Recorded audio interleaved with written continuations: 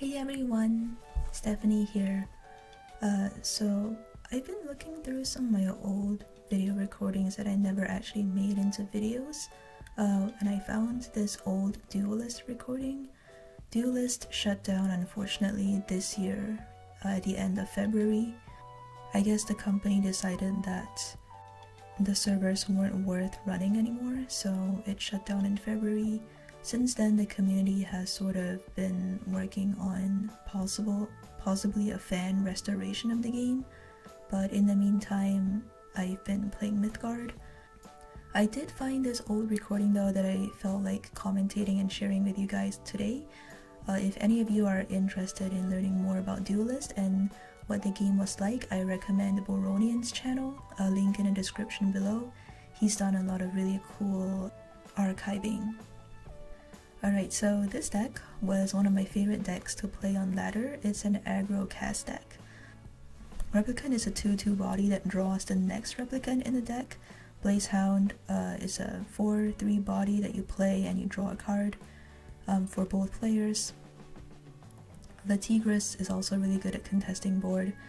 And then later on, you basically cede board control and aim for a massive burst of damage to close out the game. So there's a bunch of ways to do that. One is Shadow Reflection, which is give a minion +5 attack. Dark Seed, which is deal damage to the opponent based on the number of cards they have in hand. Flameblood Warlock, deal 3 damage to both players. So there's a bunch of really explosive finishers.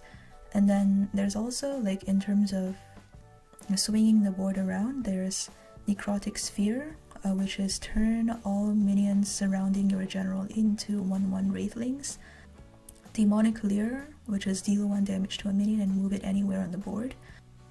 Grasp of Agony, deal 3 damage to all surrounding units after you kill the unit that you've targeted with Grasp. So we're gonna head into a replay. This was a match that I was really proud of, which is why I recorded it. It was against Wanderer Ragnora, which used to be this really oppressive control deck. I don't know if like the fans working on the restoration project have any plans to like change the game dramatically, like, you know, because basically after the Wanderer archetype came out, the game lost a lot of players. People felt that control became too overpowered. But anyway. So basically I opened here with my replicant to contest one of the 3 mana tiles on the board, and my opponent has moved forward here and you will see what he does.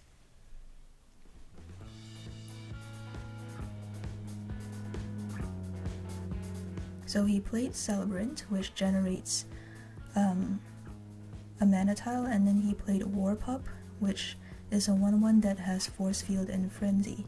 So I'm gonna pause here. Basically what my opponent is trying to do is he's threatening to ramp to 6 mana next turn if I don't do anything about this board state. So next turn he's going to start with 4 and then he can move on to 2 mana tiles. Now what I can do is I can play out 2 replicant bodies if I take the top mana tile, and you'll see what I do here. So I replaced the Desolator because I don't need it this early. And I move 2 forward, attack the 1/1 to take off the force field effect, and then play the replicant on the mana tile to take the mana, and then move the other replicant to kill the 1/1. So I played my 3rd replicant forward there to basically block off access to the bottom mana tile. So this way my opponent can't just walk on to 2 mana tiles and ramp to 6 mana this turn, and this protects me from a really early Wanderer. So my opponent takes out the 2/2. And he has 5 mana to work with.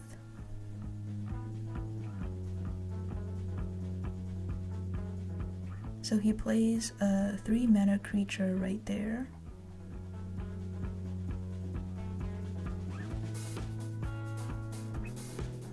casts a crater which does 1 damage to everything on board upon entering play, and then he uses the Celebrant to take out my top replicant.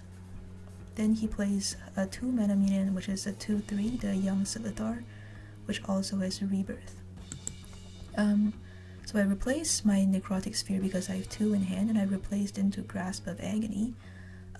So now what I really wanted to do here was I wanted to clean up this board, because after a Wanderer comes down, like all of these small statted minions are going to get +1 and +1, and that's basically how these Wanderer decks win, you know, through overwhelming board advantage. So I actually have a way to clear the board here because I replaced into Grasp of Agony. So you'll see what I do here.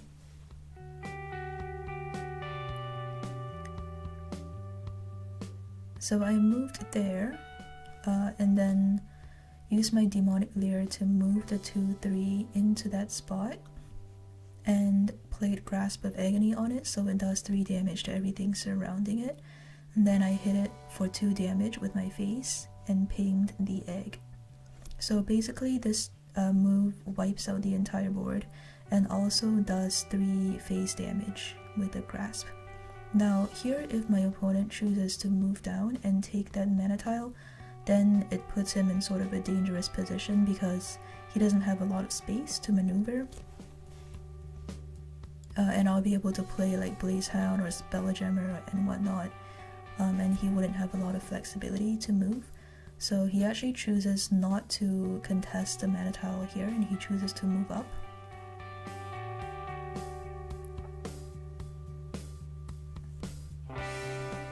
And he plays Wildtar and the egg. So this is a pretty traditional move for a Wanderer player because Wildtar disincentivizes hitting. It basically, whenever you hit, the Wildtar powers up. So this is a way of protecting the egg as well as threatening retaliation if I hit. And here he actually made the choice to hit my general with his general, which I'm not sure is the correct play. Considering it is like a control deck that will win by late game anyways, but that's what he chose. So here I had 6 mana to work with if I take the bottom mana tile. So what I took a little bit of a slow turn here. I played Spelljammer on the tile, and then I played Demonic Lair on the egg because I didn't want to have to deal with when the egg hatches into Rippers, especially since Wanderer is coming down next turn. I chose not to go face here because I didn't want to power up the Wildtar. And the reason why I moved 2 up was to play around Macantro Warbeast. So here he moves the Wildtar up and then plays the Wanderer in my face. And he chose to trade damage again because he was like, there's no way she can come back from this board. But of course, I was holding on to my Necrotic Sphere. So this is the big tempo swing right here. Destroyed all minions surrounding my general, turned them into 1/1 Wraithlings, which are mine. And then I get to go face 4/5 here with my general and the Spelljammer. And basically I have lethal next turn. So my opponent takes out the 1/1, which is correct, but then he plays his Primus Shield Master up top, which I think is a misplay. Like if he played it diagonal left in this square, he would be able to block the Spelljammer. So he actually was able to take out both of my Wraithlings, but then my Spelljammer is still within range to attack. So you can see here I didn't really have a need to replace anything because I have lethal, I have Flame Blood, Dark Seed, I even have a Tiger if I really wanted, so there's a number of ways to close out the game here. But I think that if he didn't trade damage those 2 times earlier, he would be on 13 health, and I probably wouldn't have lethal this turn. But then I would probably also have played differently. Like that one turn I didn't attack because the Wildtar was on board, I probably would have taken the the risk of attacking. I don't know, like, it's hard to say how the alternate futures would have panned out. But yeah, you see that I basically have lethal here. So go phase 4-3,